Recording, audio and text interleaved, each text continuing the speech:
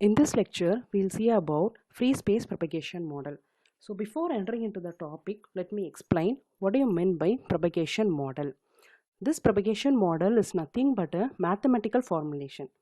With the help of this mathematical formulation, we can able to predict the signal strength at the receiver side. For example, if a signal is being transmitted from the transmitter side, how much of the signal power is being received at the receiver side. So this can be predicted with the help of the propagation model. Also with the help of the propagation model, we can able to estimate the radio coverage range of the transmitter. This propagation model falls under two categories. One is large scale propagation model and the next one is small scale propagation model. First we will see about what is large scale propagation model. This large scale propagation model is used whenever the distance between the transmitter and the receiver is very large. So whenever the distance between transmitter and the receiver is very large, you can go for the large scale propagation model to predict the received signal strength. And the next one is small scale propagation model, which is a contrast of the large scale propagation model. So whenever the distance between the transmitter and the receiver is very small, or if the signal travels for a shorter duration of a time, you can go for this small scale propagation model. So this is about the basics of propagation model. So here comes our topic of discussion, which is free space propagation model. The very important assumption that is being taken in a free space propagation model is that is applicable only for line of sight communication path. It cannot be used to calculate the signal strength of the receiver side when non-line of sight communication path exists. So it is applicable only for line of sight communication path. And the next one, this free space propagation model can be used in satellite or microwave communication links. So here comes the free space equation, so which is also called as free space equation, that is given by PR of D is equal to PT GT GR lambda square divided by 4 pi square D square into L. So with the help of this expression, we can able to predict the signal strength at the receiver side. So let's see what these notations stands for. So PT stands for transmitted power, PR stands for received power, GT stands for gain of the transmitting antenna, GR stands for gain of the receiving antenna, D is the distance between the transmitter and the receiver. Here L stands for the system loss. It does not contribute to the path loss. Here L completely stands for the system loss. For example, if the system is lossless, so the L value can be chosen as what? 1 here. So L contributes only for the system loss, and the lambda stands for wavelength in meter, that is carrier wavelength. And the next one is the gain of the antenna. Here the gain of the antenna is always related to the effective aperture, and it is given by the expression G is equal to 4 pi AE divided by lambda square. So what is effective aperture? This effective aperture is nothing but a theoretical value that tells how effectively an antenna is receiving a power. So this is what effective aperture. So from the first equation, what is the inference is made? So whenever the distance between the transmitter and the receiver increases, the power of the signal power that is being received by the receiver will decrease. So the signal power at the receiver side is inversely proportional to the distance between the transmitter and the receiver. And the next is the effective isotropic radiated power, which in short called as EIRP, is given by product of the transmitted power and the gain of the transmitting antenna. So this is nothing but the maximum power that is being transmitted by the transmitting antenna. And the next one is path loss. Path loss is usually defined as the difference between the transmitted power and the received power. This path loss may or may not include the antenna gain. So it can be expressed as path loss is equal to PT, that is a transmitted power, and the difference between the transmitted power and the received power. So it is expressed in the linear scale. If you want to go for a dB scale, you have to take what? 10 log. So it can be expressed as 10 log of PT divided by PR. So this is the final expression for path loss in dB. So this expression arrives when you substitute the value of PR here. So in the before slide, we have seen the value of PR. If you substitute the value of PR here, you can directly get this equation.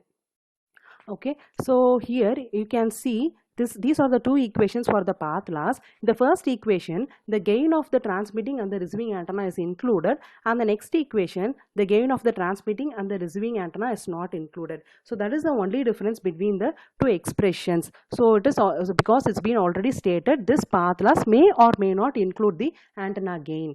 So in the second expression, the gain of the antenna, that is the transmitting and the receiving antenna, is set to unity. And the next one is about the far field or the Fraunhofer region. So there is a disadvantage of a free space model. So let's see what is this. What is the disadvantage? This free space model is a valid predictor of a received power only for values of D which are in the far field region of the transmitting antenna. That is, only when the value of D is in the far field region of the transmitting antenna, you can go for this free space model. Other than this, you cannot opt for this free space model. So this far field or the Fraunhofer distance is given by the expression df is equal to 2d square divided by lambda, where d stands for the largest linear dimension of the transmitting antenna and lambda is the carrier wavelength. So this df, that is the Fraunhofer distance, must satisfy these two conditions. So this df must be greater than the linear dimension of the antenna and it must be greater than the carrier wavelength. And this concept can be, that is the Fraunhofer distance, this concept can be well understood with the help of this example. So it is given the largest linear dimension of the antenna, so that is d is equal to 1 meter and the carrier frequency is equal to 900 megahertz. So what they have asked to calculate the value of df. So we know the formula for df, which is given by 2d square divided by lambda. How can we calculate lambda? So lambda is given by the formula c divided by f, where c is nothing but the velocity of light. So I have substituted 3 into 10 to the power 8 meter per second divided by, here f stands for 900 megahertz. So fc, that is fc is given as 900 megahertz. So if I solve this expression, I will be getting 0.33 meter. So I am going to substitute the lambda value here. So if I substitute the lambda value here, I will be getting approximately 6 meter. So what is the inference? Only if the distance between the transmitter and the receiver antenna is a minimum of 6 meter, I can opt for this free space model. If the distance between the transmitter and the receiver is less than 6 meter, I cannot opt for this free space propagation model. So this is the main inference of free space propagation model. And the next one, and the next disadvantage is, if you see from this expression, so this is the received power expression. What happens if the distance d tends to 0? What will happen if the distance d tends to 0? The received power will go to infinity. So this is practically impossible. So for this reason, we have a term which is called reference distance in this free space model, and this reference distance is represented by a symbol d naught. So what is this reference distance? So this reference distance is nothing but a distance which is much closer to the transmitter side.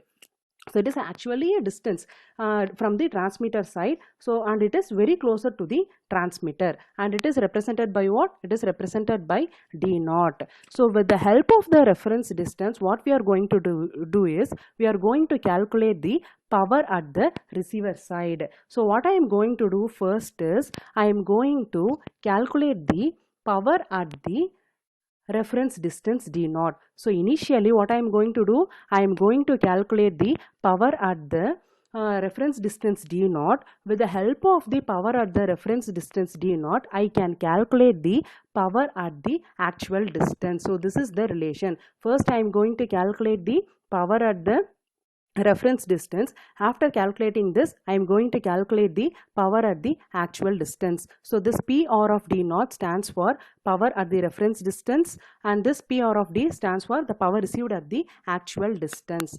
And the one important condition for this reference distance is this reference distance d naught must be less than the actual distance. It must not be greater than the actual distance. And the other thing, this reference distance d naught must be greater than the Fraunhofer distance, which is given by df. So this is the formula used to calculate the received power with the help of the reference distance. So in the above formula, if you see, there will not be any reference distance. So in this formula, you can see the reference distance d naught here. Okay, so with the help of the reference distance also, you can calculate the power at the actual distance. So this is the formula for calculating the power at the reference distance, calculating the power at the actual distance using reference distance in the linear scale, and if you want to go for the dB scale, you have to take 10 log, and the value of d naught can be taken as 1 meter for an indoor environment or 100 meter for the outdoor environment. So this is about Friss free space model. Thank you.